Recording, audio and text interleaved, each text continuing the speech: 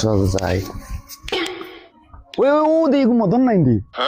ও তুই মদন বাপরে কিতারে মদন কিতা অবস্থা এটা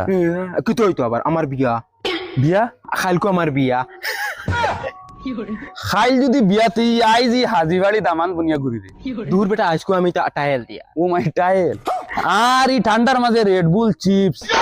দূর দূর দূর ইতা দনি মঞ্জর খামত এই তো রেড বুলটা রাখতো অল্প তুই না হকিরি ছাড়তা না রে আচ্ছা হ্যালো সুরমা